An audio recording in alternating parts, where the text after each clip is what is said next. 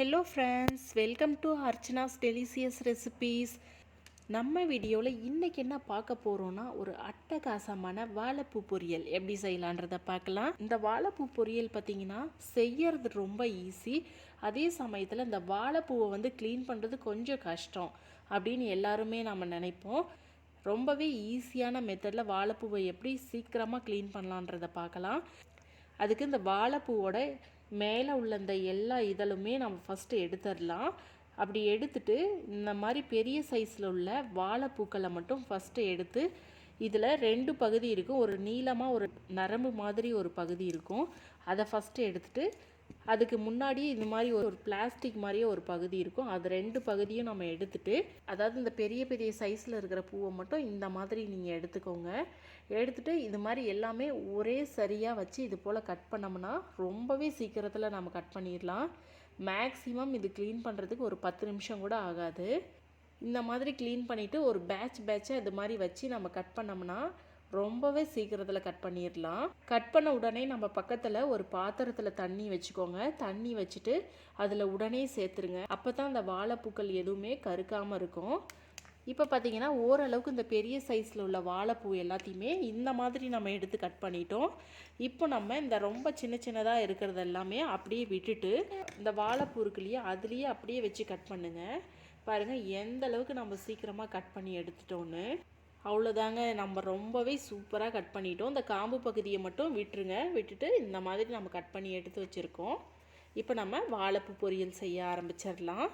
அதுக்கு ஒரு கடாயை சூடுபடுத்திட்டு, கடாய் நல்லா சூடான உடனே அதில் தேங்காய் எண்ணெய் தேவையான அளவு சேர்த்துக்கலாம்.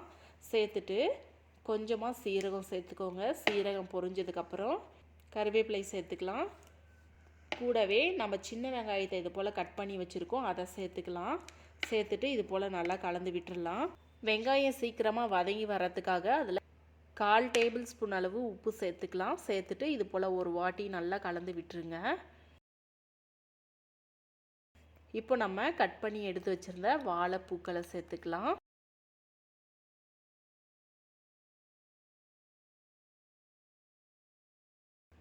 வாழைப்பூக்களை சேர்த்ததுக்கப்புறம் அது மேலே கொஞ்சமாக பவுடர் சால்ட் சேர்த்துக்கலாம். உப்பு சேர்த்ததுக்கப்புறம் வாழைப்பூவை இது போல் நல்லா கலந்து விட்டுடலாம்.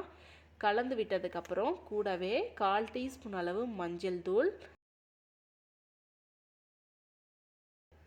தூளை சேர்த்ததுக்கப்புறமும் திரும்பவும் நல்லா கலந்து விட்டுருங்க. கலந்து விட்டுட்டு இதை மூடி வச்சுருங்க. இதில் தண்ணி எதுவுமே சேர்க்க வேண்டாம்.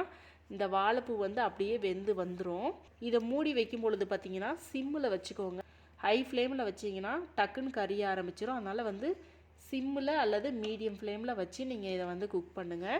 இப்போ பாருங்கள், வாழைப்பூ எல்லாமே ஒரு 10 நிமிஷத்துலேயே இந்த மாதிரி நல்லா வெந்து வந்துருச்சு. இப்போ ஓப்பன் பண்ணி பார்க்கலாம். பாருங்கள், தண்ணியெல்லாம் விட்டு நல்லாவே வெந்து வந்திருக்கு. இதில் 3/4 டேபிள் ஸ்பூன் அளவு மிளகாய் தூள், 1 டேபிள் ஸ்பூன் அளவு மல்லிப்பொடி, இது ரெண்டையும் சேர்த்ததுக்கப்புறம் இது போல் நல்லா மிக்ஸ் பண்ணி விட்டுருங்க.